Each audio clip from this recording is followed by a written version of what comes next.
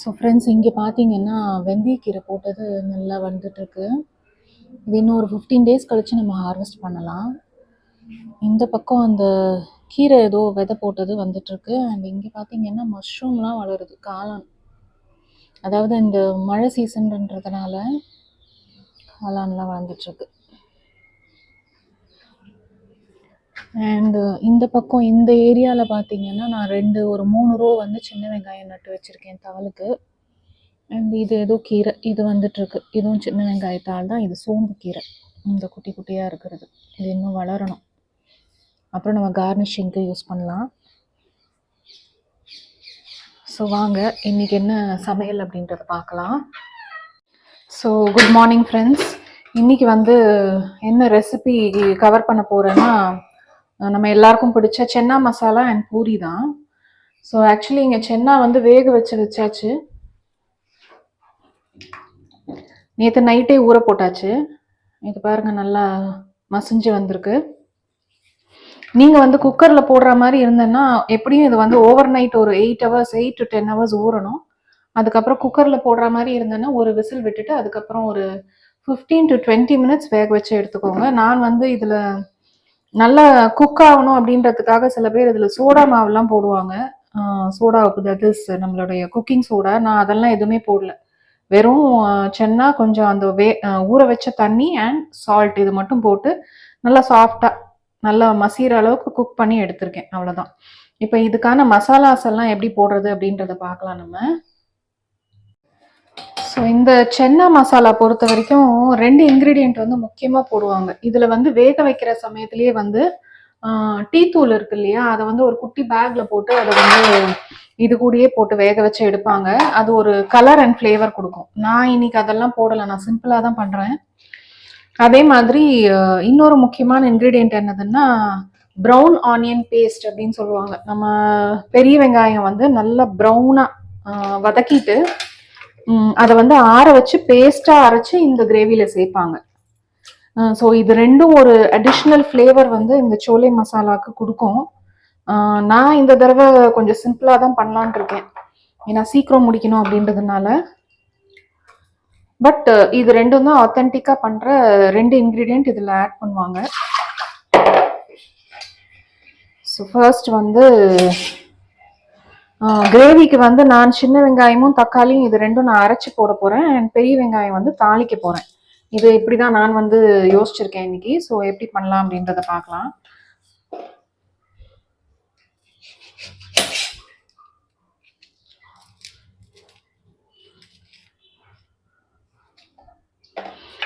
இந்த கத்தி வந்து சில பேர் வீடியோ பார்த்தவங்களுக்கு தெரிஞ்சிருக்கும். இது வந்து மகாதேவ மலை அப்படின்னு ஒரு கோயிலுக்கு போகிறப்ப 35 rupees அப்படின்னு வாங்கிட்டு வந்தது. ரொம்ப சூப்பராக இருக்குது. இப்போ ஒரு 1 வீக்காக யூஸ் பண்ணிட்டு இருக்கேன் நான். ரொம்ப ஷார்ப்பாகவும் இருக்குது, நல்லாவும் இருக்குது. ஸோ இந்த பெரிய வெங்காயத்தை வந்து நம்ம பொடியாக நறுக்கிக்கலாம் இதுக்கு கிரேவிக்கு.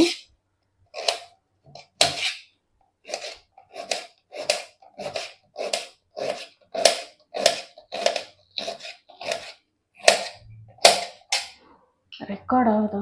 ஆகுது. ஓகே, நான் இப்போ இதை நறுக்கிட்டு உங்களுக்கு காமிக்கிறேன். ஸோ இங்கே பார்த்தீங்கன்னா இங்கே கடாய் வச்சுருக்கேன். அதே மாதிரி இந்த ஒரு மிக்சி ஜாரில் வந்து இந்த சின்ன வெங்காயமும் தக்காளியும் ரெண்டும் சேர்த்து ஒரு பேஸ்ட்டாக அரைச்சிட்டு வந்துடுறேன் நான். ஸோ இதில் பார்த்தீங்கன்னா வெறும் சின்ன வெங்காயம் தக்காளி இது 2 தான் இருக்குது. இது பேஸ்ட்டாக அரைச்சிட்டு வந்துடுறேன்.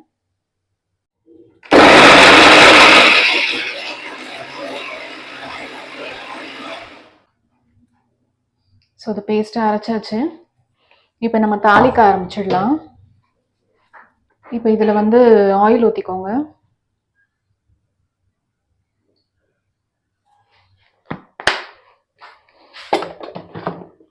ஆயில் நான் கொஞ்சம் தாராளமாக ஊற்றிருக்கேன். நீங்கள் வந்து கம்மி பண்ணுறதுன்னா கம்மி பண்ணிக்கலாம். ஸோ இது அவங்கவுங்க ஃபேமிலி ரெக்குவயர்மெண்ட்டுக்கு ஏற்ற மாதிரி நீங்கள் ஆயில் ஊற்றிக்கோங்க. ஸோ இப்போ ஆயில் கொஞ்சம் சூடான பிறகு நம்ம இதில் வந்து சீரகம், இது ரொம்ப முக்கியம் அதில். ஸோ சீரகம் போட்டுக்கலாம். அதில் இந்த சீரகத்தோட ஃப்ளேவர் அண்ட் ப்ளஸ் டைஜஷன். இது ரெண்டுத்துக்குமே வந்து சீரகம் ரொம்ப இம்பார்ட்டண்ட். இஞ்சி பூண்டு பேஸ்ட் எடுத்துகிட்டு வந்துடுறேன். இப்போ இந்த சீரகம் பொரிஞ்ச பிறகு இந்த பொடியாக நறுக்கி வச்சிருக்க பெரிய வெங்காயம் இது இப்படியே சேர்த்துக்கலாம் நம்ம. இப்போ இந்த வெங்காயம் வந்து நல்லா ப்ரௌனாக வந்து வதங்கி வரணும். நல்லா கொஞ்சம் டார்க் ப்ரௌனாக வதங்கி வரணும். அதுக்குன்னு நம்ம தீய வச்சிடக்கூடாது. ஒரு மீடியம் ஃப்ளேம்லேயே வச்சு இது கொஞ்சம் டார்க் ப்ரௌனாக வதங்கி வர வரைக்கும் நம்ம வதக்கி விட்டுட்டு அப்புறம் பார்க்கலாம்.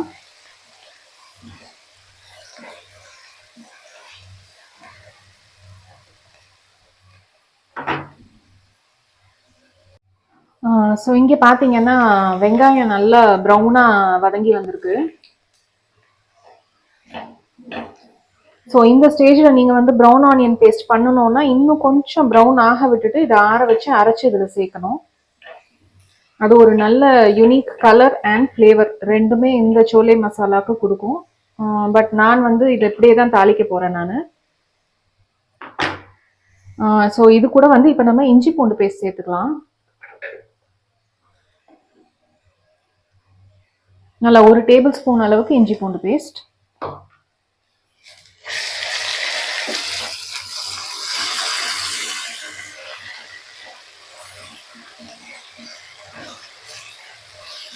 இந்த ஸ்டேஜில் வந்து நீங்கள் அடுப்பை சிம் பண்ணிக்கோங்க. இஞ்சி பூண்டு பேஸ்ட் போட்டுட்டு நான் வந்து இது ஆனியன்ஸ் ப்ரௌன் ஆகணும் அப்படின்றதுக்காக கொஞ்சம் மீடியம் ஃப்ளேமில் வச்சு இதை குக் பண்ணியிருக்கேன்.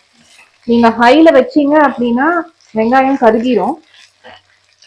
ஸ்லோவில் வச்சிங்கன்னா ரொம்ப லேட் ஆகும் இது ப்ரௌன் ஆகிறதுக்கு. ஸோ மீடியம் ஃப்ளேமில் வச்சு இந்த மாதிரி ப்ரௌனாக பண்ணி எடுத்துக்கோங்க. இதுதான் நல்ல ஃப்ளேவர் கொடுக்கும் இந்த கிரேவிக்கு.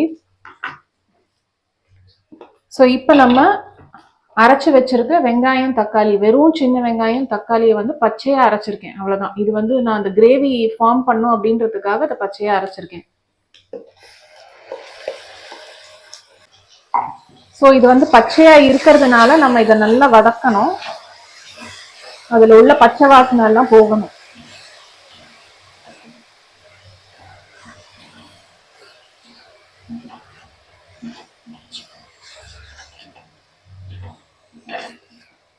ஸோ சிம்மிலேயே இது ஒரு 5 to 10 minutes நல்லா எண்ணெய் பிரிஞ்சு வரட்டும். அது வரைக்கும் கொஞ்சம் நல்லா வதக்கிக்கலாம். ஸோ உங்களுக்கு இப்போ பார்த்தீங்கன்னாலே தெரியும், முந்தி இருந்ததுக்கு கலர் வந்து நான் மசாலாஸ்லாம் எதுவுமே போடாமலே உங்களுக்கு கலர் கொஞ்சம் வந்திருக்கு. ஸோ அதுதான் அந்த ப்ரௌன் ஆனியன் பண்ணுற அந்த கலர் டிஃப்ரென்ஸ் இந்த கிரேவிக்கு.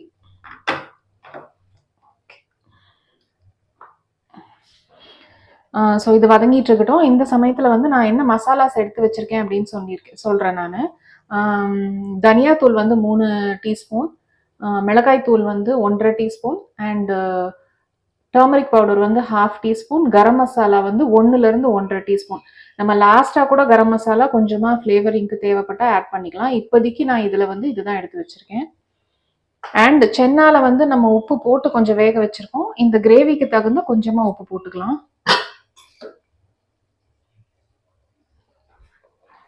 அண்ட் உப்பு எப்பயுமே நான் சொல்கிற மாதிரி கம்மியாக போட்டு பழகுங்க.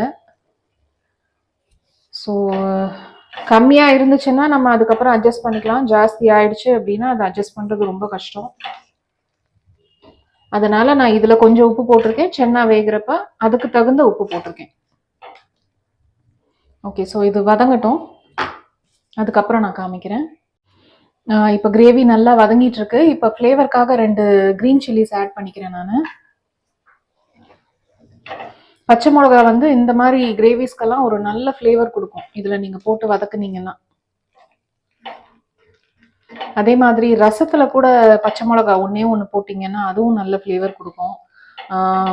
புளிக்குழம்பு இந்த மாதிரி நம்ம புளி ஊற்றுற குழம்புங்கள்லாம் அதில் ஒரு 2 பச்சை மிளகா கீரி போட்டிங்கன்னா அதுவும் நல்ல ஃப்ளேவர் கொடுக்கும்.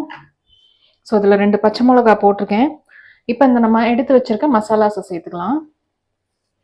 இது கிட்டத்தட்ட ஒரு 5 to 6 minutes வந்து நல்லா வதங்கி இருக்கு இந்த மசாலா. நம்ம பச்சையாக அரைச்சோம் இல்லையா சின்ன வெங்காயம் அண்ட் தக்காளி, அது கொஞ்சம் ஒரு 5லேருந்து 6-7 நிமிஷம் நல்லா வதங்கி இருக்கு. அதுக்கப்புறம் இது க்ரீன் சில்லிஸ் போட்டுட்டு அதுக்கப்புறம் இந்த மசாலாஸை நான் போட்டிருக்கேன். இப்போ இது ஒரு 5 மினிட்ஸ் சிம்ல நல்லா வதங்கட்டும். இப்போ ஒரு 5 நிமிஷம் ஆயிடுச்சு. மசாலா வந்து எண்ணெய் பிரிய ஆரம்பிச்சிருக்கு. உங்களுக்கு தெரியுதான்னு தெரியல. இங்க பாத்தீங்கன்னா நல்லா கிளாஸியா இருக்கு பாருங்க மசாலா. இந்த ஸ்டேஜ்ல வந்து நம்ம தேவையான அளவு தண்ணி ஊத்திக்கலாம். நான் வந்து சென்னா ஊற வச்ச தண்ணியே மிக்ஸி கழுவி ஊத்திக்கிறேன் நான்.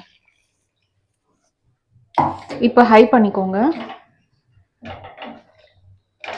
ஸோ உங்களுக்கு இந்த கிரேவியோட கலர் பார்த்தீங்கன்னா ஒரு ப்ரௌனிஷ் ரெட் அந்த கலர்ல வரும். அதுதான் அந்த சோலை மசாலாவோட இது.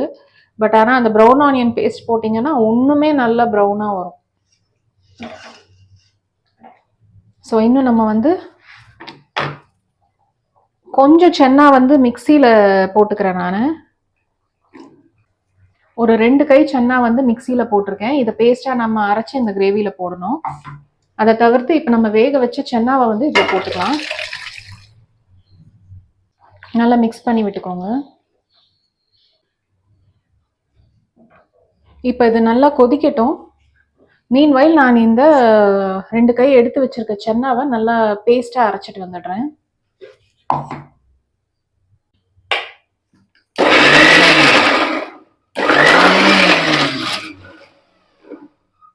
ஸோ இங்கே பார்த்தீங்கன்னா கிரேவி கொதிக்க ஆரம்பிச்சிடுச்சு. ஒரு 5 நிமிஷம் நல்லா கொதிக்கட்டும்.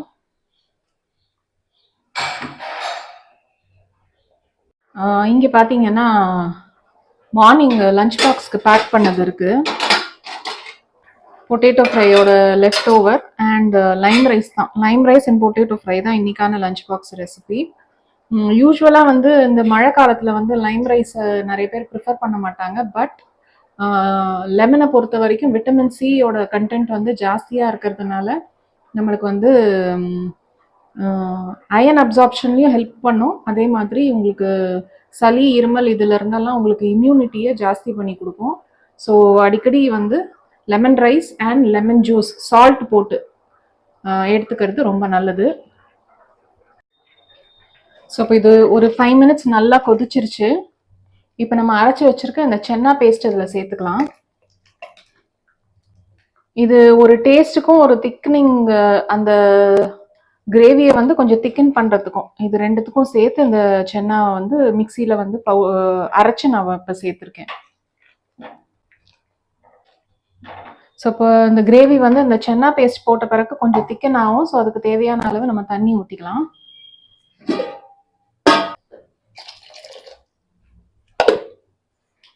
ஹையில் வச்சுக்கோங்க, நல்லா கொதிக்கட்டும். லம்ஸ் எதுவும் இல்லாத மாதிரி பார்த்துக்கோங்க. அந்த சென்னா நம்ம அரைச்சி ஊற்றுனது சமயத்தில் அங்கங்கே லம்பாக தங்கிரும். அதனால் நம்ம அதை நல்லா மசிச்சு விட்டுக்கணும். அப்போ தான் ஈவனாக வந்து கிரேவியில் மிக்ஸ் ஆகும். இப்போ இந்த ஸ்டேஜில் வந்து நீங்கள் உப்பு காரம் ஸ்பைஸ் எல்லாம் செக் பண்ணிக்கோங்க கரெக்டாக இருக்கான்னு. இப்போ நம்ம கரெக்டாக இல்லைன்னா இந்த ஸ்டேஜில் நம்ம அட்ஜஸ்ட் பண்ணிக்கலாம். சால்ட் கொஞ்சம் போடணும். ஸோ கொஞ்சம் சால்ட் போட்டுக்கிறேன். அண்ட் இந்த கிரேவியை பொறுத்த வரைக்கும் கசூரி மேத்தி வந்து ஒரு நல்ல ஃப்ளேவர் கொடுக்கும். உங்ககிட்ட இந்த காஞ்ச வெந்தய இலை இல்லைன்னா இப்போ டிபார்ட்மெண்டல் ஸ்டோரில் நிறைய கிடைக்கிது கசூரி மேத்தி. நான் வந்து வீட்டில் செஞ்சு வச்சுருக்கேன். ஸோ அதெல்லாம் இப்போ நான் ஆட் பண்ணிக்க போகிறேன் லாஸ்ட்டாக. சீசன் சமயத்தில் உங்களுக்கு வெந்தயக்கீரை கிடச்சிச்சு அப்படின்னா நல்லா கழுவி காய வச்சு பொடி பண்ணி வச்சுக்கோங்க. இதை நம்ம கிரேவிஸில் வந்து வருஷம் ஃபுல்லாக யூஸ் பண்ணிக்கலாம். இப்போ அது ஒரு 2-3 மினிட்ஸ் கொதிக்கட்டும், அதுக்கப்புறம் காமிக்கிறேன். இப்போ சென்னா மசாலா ஒரு 5 to 10 மினிட்ஸ் நல்லா கொதிச்சிருச்சு. நீங்கள் கன்சிஸ்டன்சி வந்து உங்களுக்கு செமி கிரேவியாக வேணுமா இல்லாட்டி வந்து இந்த கன்சிஸ்டன்சியில் வேணுமா அப்படின்னு நீங்கள் பார்த்து உங்கள் ஃபேமிலி ப்ரிஃபரன்ஸ்க்கு ஏற்ற மாதிரி அட்ஜஸ்ட் பண்ணிக்கோங்க. எனக்கு கொஞ்சம் கிரேவியாக வேணும் அப்படின்றதுனால நான் கொஞ்சம் எக்ஸ்ட்ரா தண்ணி ஊற்றிருக்கேன். அண்ட் இது நம்ம அந்த சென்னா அரைச்சி போட்டிருக்கனால கொஞ்சம் நேரத்துக்கு அப்புறம் அது வந்து கெட்டிப்படும். அதனால் வந்து இந்த கன்சிஸ்டன்சியில் வச்சுருக்கேன் நான். இப்போ வந்து கொஞ்சம் பன்னீர் இருந்துச்சு என்கிட்ட, ஹோம்மேட் பன்னீர். ஸோ அதையும் நான் கொஞ்சம் போட்டுக்கிறேன். பன்னீர் போட்டு ரொம்ப நேரம் கொதிக்கக்கூடாது. ஜஸ்ட் நீங்கள் வந்து இந்த கொரியாண்டர்லாம் போடுற சமயத்துக்கு தான் பன்னீர் போடணும். லாஸ்ட்டாக இறக்கிறதுக்கு முன்னாடி பன்னீர் போடணும். And finally soft coriander and அதுக்கப்புறம் பார்த்தீங்கன்னா நம்ம கசூரி மேத்தி இதை நல்லா நம்ம க்ரஷ் பண்ணிவிட்டு தூவி விட்டுக்கலாம். நல்லா மிக்ஸ் பண்ணி விட்டுக்கோங்க. அவ்வளோதான் நம்ம சோலே மசாலா ஒரு சென்னா கிரேவி. நான் வந்து கொஞ்சம் கிரேவியாக தான் வச்சுருக்கேன். இது சோலே மசாலானா இன்னும் கொஞ்சம் திக்காக இருக்கணும். ஸோ சென்னா பன்னீர் கிரேவி ரெடி ஆயிடுச்சு. இப்போ பூரி சுடுறப்ப நான் உங்களுக்கு காமிக்கிறேன். நெக்ஸ்ட்டு இப்போ கன்சிஸ்டன்சி பார்த்தீங்கன்னா உங்களுக்கு தெரியும். ஸோ இன்னும் கொஞ்சம் டைம் ஆச்சுன்னா இன்னும் கொஞ்சம் கெட்டியாகும். ஸோ இந்த கன்சிஸ்டன்சி எனக்கு கரெக்டாக இருக்குது. பூரி சுடுறப்ப பார்க்கலாம். ஸோ இங்கே பார்த்தா பூரிக்கு வந்து நான் பிணைஞ்சு வச்சுருக்கேன். சப்பாத்தி காட்டிலும் கொஞ்சம் ஹார்டாக இருக்கணும். தண்ணி கம்மியாக ஊற்றி பிணையணும். வெறும் மாவும் உப்பு மட்டும்தான் போட்டிருக்கேன். தயிர் அந்த மாதிரி ஐட்டம்லாம் எதுவும் போடல. அதே மாதிரி ஆயிலும் நான் ஊற்றலை. வெறும்னே இது மாவும் உப்பு மட்டும் தண்ணி மட்டும் போட்டு கொஞ்சம் கெட்டியாக பிணைஞ்சு வச்சுருக்கேன். நம்ம எண்ணெய் பலகாரம்லாம் போடுறப்ப தண்ணி கம்மியாக போட்டால் தான் எண்ணெய் கம்மியாக குடிக்கும். ஸோ அதனால் இப்போ நம்ம வந்து இதை சின்ன சின்ன உருண்டைகளாக உருட்டிக்கலாம்.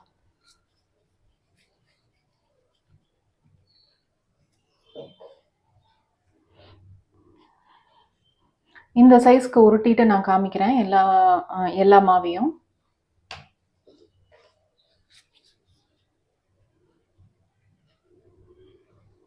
முடிஞ்ச வரைக்கும் நல்லா கிராக்ஸ் இல்லாத மாதிரி பார்த்து உருட்டிக்கோங்க. அண்ட் மீன்வைல் இந்த பக்கம் பார்த்தீங்கன்னா அடுப்பில் நான் வந்து ஆயில் ஊற்றி அதை சிம்மில் வச்சுருக்கேன். ஸோ இதை நம்ம தேய்ச்சி முடித்த பிறகு இதில் போடுறதுக்கு கரெக்டாக இருக்கும். இப்போ நான் வந்து தேய்க்கிறப்ப உங்களுக்கு காமிக்கிறேன். ஸோ மாவு எல்லாமே உருட்டியாச்சு. இப்போ வந்து தேய்ச்சிக்கலாம். அது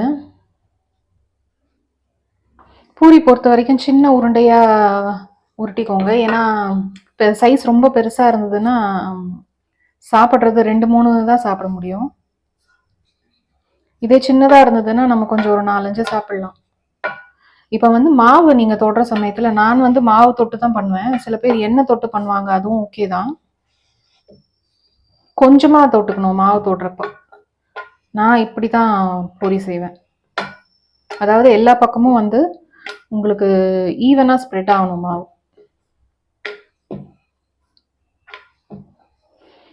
இதே நீங்கள் பூரி ப்ரெஷர்னு கிடைக்கிது, சப்பாத்தி ப்ரெஷர், பூரி ப்ரெஷர், அதை வச்சும் செய்யலாம். அது எண்ணெய் தடவி செய்யணும். எனக்கு இதுதான் கம்ஃபர்டபுளாக இருக்குது. இப்படியே பழகிடுச்சு எனக்கு. ஸோ இதுதான் ஈஸி எனக்கு. ஸோ பூரியை பொறுத்த வரைக்கும் கொஞ்சம் திக்னஸ் இருக்கிற மாதிரி பார்த்துக்கோங்க.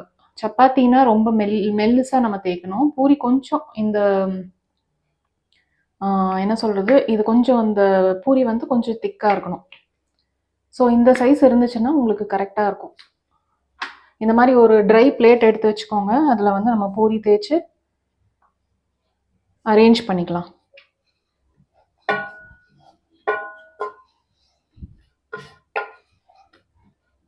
மாவு நீங்கள் நிறைய தொட்டிங்கன்னா என்ன ஆகும்னா, நம்ம பொரிக்கிற சமயத்தில் அந்த மாவு வந்து கீழே போய் செட்டில் ஆகிடும் எண்ணெயில்.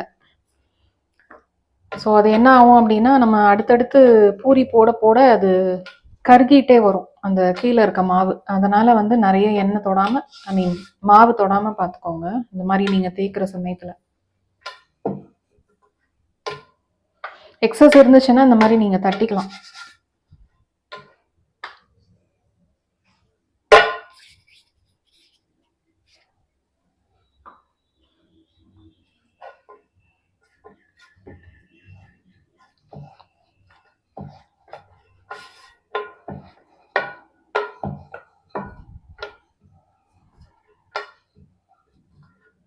மேலேருந்து இப்படி கீழே இழுத்து விடுங்க.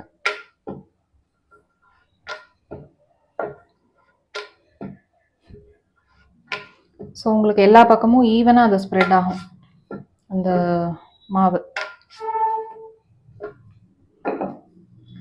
எக்ஸஸ் எதுவும் மாவு இருந்துச்சுன்னா நம்ம தட்டி விட்டுட்டு பிளேட்டில் இப்படி அரேஞ்ச் பண்ணிக்கலாம். ஸோ நான் இதே மாதிரி எல்லாமே பண்ணிவிட்டு உங்களுக்கு நான் காமிக்கிறேன். ஸோ இதுதான் ஃபர்ஸ்ட் பூரி. ட்ரையல் பார்த்தேன் நான் கரெக்டாக வருதான்னு. அண்ட் பூரியை பொறுத்த வரைக்கும் ஆயில் நல்லா ஹாட்டாக இருக்கணும். ஹீட் ஆன பிறகு நீங்கள் வந்து சிம் பண்ணிவிட்டு அதுக்கப்புறம் போட்டுக்கோங்க. அண்ட் டெம்பரேச்சர் வந்து மீடியம் ஃப்ளேம்லேயே வச்சுக்கோங்க. நம்ம ஃபுல் பூரியும் பொரிக்கிற வரைக்கும். ஃபர்ஸ்ட் பூரி போட்டாச்சு. செகண்ட் நான் உங்களுக்கு போட்டு காமிக்கிறேன்.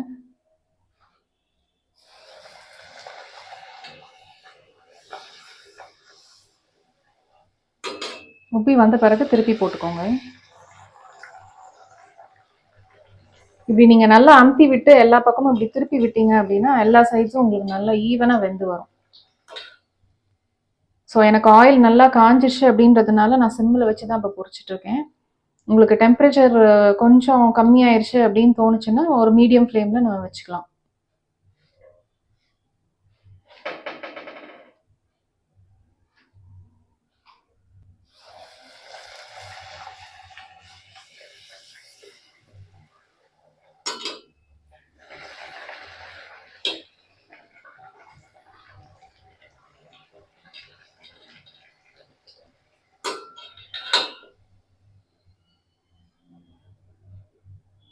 இது நீங்கள் தண்ணி கரெக்டான அளவு போட்டு பிணைஞ்சிங்கன்னா ஃபஸ்ட்டு பூரியிலேருந்து லாஸ்ட் பூரி வரைக்கும் கரெக்டாக இதே மாதிரி பஃபியாக வரும்.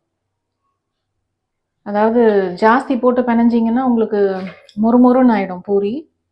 கரெக்ட் அளவு கொஞ்சம் ஹார்டாகவே நம்ம மாவு நல்லா பிணைஞ்சிட்டோம் அப்படின்னா இதே மாதிரியே ஃபர்ஸ்ட் டு லாஸ்ட் எல்லா பூரியுமே இந்த மாதிரி பஃபியாக வரும்.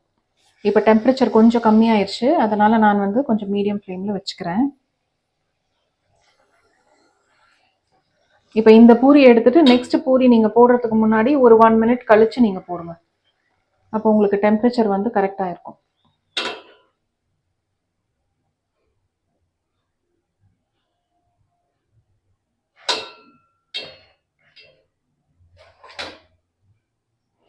ஸோ இது வந்து ஆயில் இந்த கலரில் இருக்குன்னு பார்க்காதீங்க. இது வந்து பீனட் ஆயில், அதாவது மரச்செக்கு எண்ணெய், அதனால் இந்த கலரில் இருக்குது. நம்ம ஹீட் பண்ணுறப்போ இது இந்த கலரில் தான் மாறும். ஸோ இப்போ வந்து 4 பூரி பொரிச்சாச்சு. நான் எல்லா பூரியும் உங்களுக்கு பொரிச்சிட்டு சர்வ் பண்ணுறப்போ உங்களுக்கு நான் காமிக்கிறேன். ஸோ ஃப்ரெண்ட்ஸ், இப்போ பூரியை வந்து பிச்சு பார்க்கலாம் நம்ம எப்படி இருக்குது அப்படின்னு. பார்த்திங்கன்னா இங்கே எஃபர்ட்லெஸ்ஸாக பிய்யுது. ஸோ இதில் வந்து ஆக்சுவலி ரவை போட்டும் நம்ம பிணைஞ்சு சுடலாம். அது என்னென்னா கொஞ்சம் நேரத்துக்கு பஃபியாக இருக்கும், பட் ஆனால் வந்து கொஞ்சம் ஹார்டாக இருக்க மாதிரி இருக்கும் நேரம் ஆச்சுன்னா. எங்கள் வீட்டில் இந்த மாதிரி 6 நாளும் சாஃப்டாக இருக்கக்கூடிய பூரி தான் விரும்பி சாப்பிடுவாங்க. ஸோ இதுக்கு நான் வந்து லைம் அண்ட் ஆனியன் வச்சுருக்கேன். இப்போ நம்ம வந்து லைம் கொஞ்சோண்டு போட்டு இதை வந்து டேஸ்ட் பண்ணி பார்க்கலாம்.